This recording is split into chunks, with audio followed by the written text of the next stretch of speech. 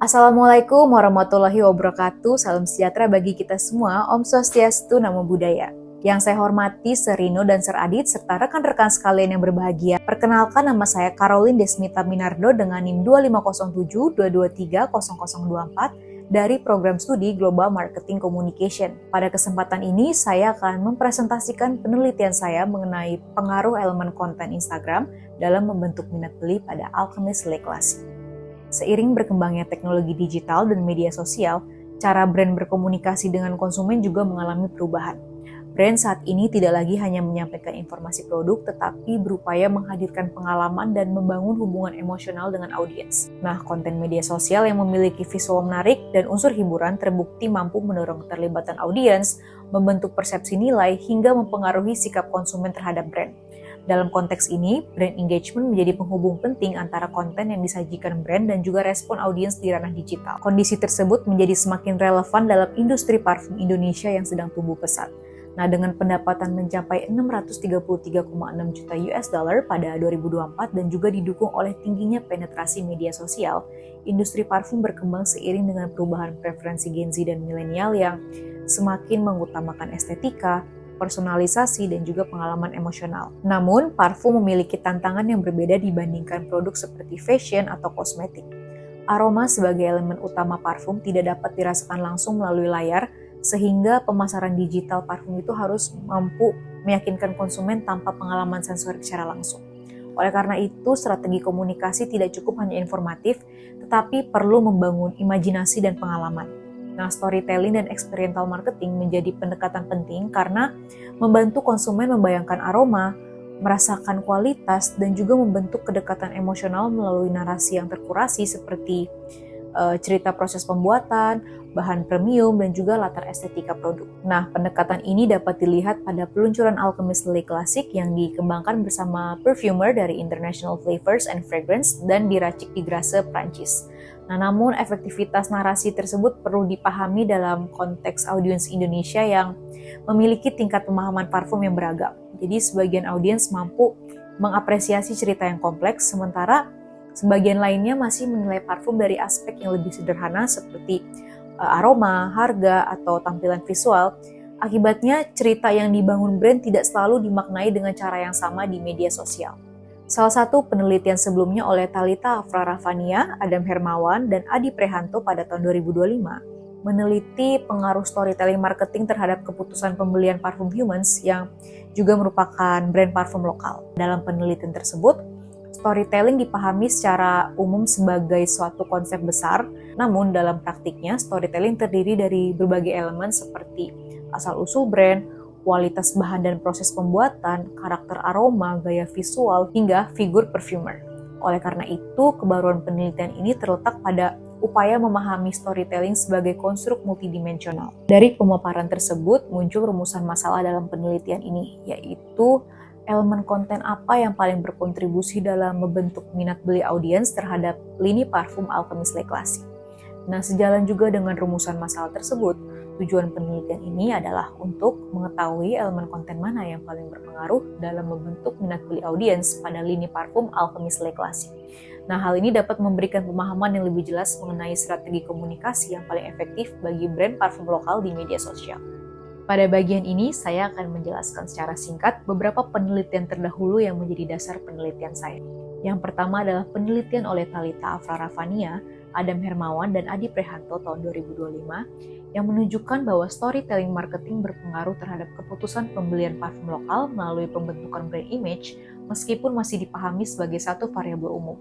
Lalu ada juga penelitian oleh Rahma Dewi Mutia dan Dewi Ulina tahun 2024 yang menemukan bahwa storytelling, nilai brand, dan partisipasi konsumen berperan dalam meningkatkan brand awareness dan juga engagement pada akun Instagram parfum lokal. Lalu ada juga penelitian oleh Hera Febria Mafilinda dan penulis lainnya pada tahun 2023 yang menunjukkan apakah storytelling efektif dalam membangun customer engagement, dan engagement tersebut menjadi mekanisme utama yang menghubungkan storytelling dengan respon konsumen.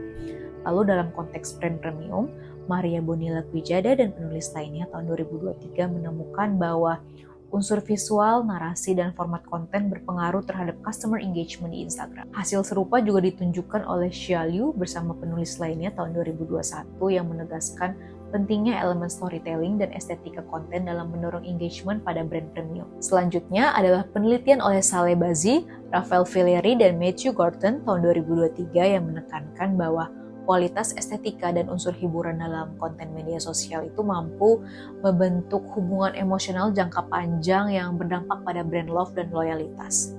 Lalu ada juga penelitian oleh Krishnan, Agarwal, dan Gupta tahun 2022 yang menjelaskan bahwa persepsi kemewahan parfum dibangun melalui simbol nilai, eksklusivitas, dan citra merek dalam komunikasi digital.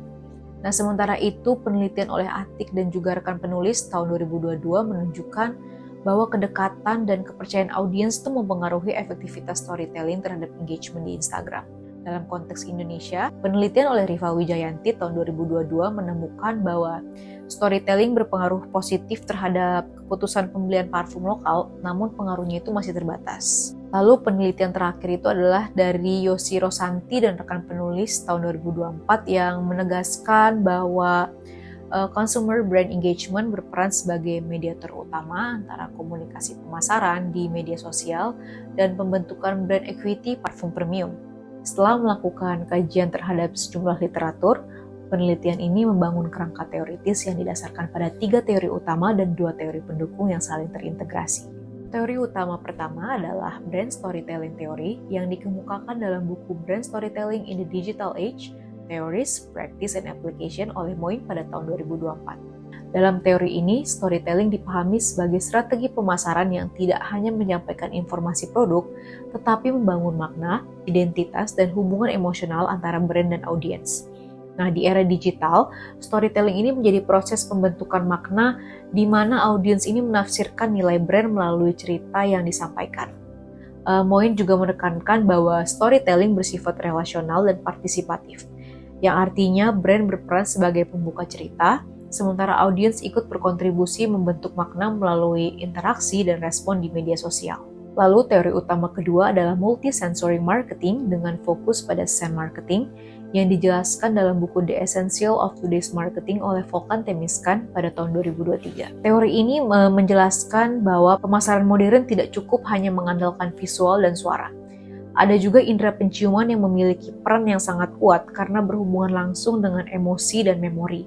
Bahkan, indera penciuman ini bisa bekerja di tingkat bawah sadar. Aroma juga tidak hanya membentuk persepsi terhadap produk, tetapi juga menciptakan pengalaman emosional dan asosiasi jangka panjang terhadap suatu brand.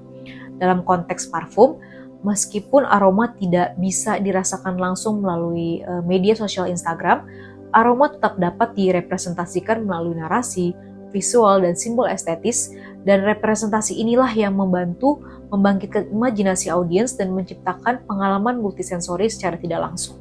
Lalu teori utama ketiga adalah Customer Engagement Theory dalam buku Customer Engagement in Theory and Practice, A Marketing Management Perspective oleh Zeman Gouska pada tahun 2019. Nah, teori ini memandang customer engagement sebagai keterlibatan aktif konsumen yang tidak hanya terbatas pada pembelian, tetapi juga mencakup aspek kognitif, emosional, dan perilaku. Di media sosial, keterlibatan ini terlihat melalui interaksi, respon, dan partisipasi audiens terhadap konten brand. Sebagai teori pendukung, penelitian ini menggunakan Visual Communication Theory dalam buku Visual Communication, Understanding Image in Media Culture oleh Aiello dan Perry tahun 2022. Teori ini memandang visual bukan sekedar elemen estetis, tetapi sebagai teks yang secara aktif membentuk makna. Makna visual muncul dari interaksi antara strategi visual brand, karakteristik media, dan interpretasi audiens. Elemen seperti warna, komposisi, pencahayaan, dan gaya visual berfungsi untuk membangun suasana emosional sekaligus menyampaikan positioning brand secara implisit. Nah, dalam konteks Instagram, visual menjadi titik awal yang menarik perhatian audiens dan mendorong keterlibatan.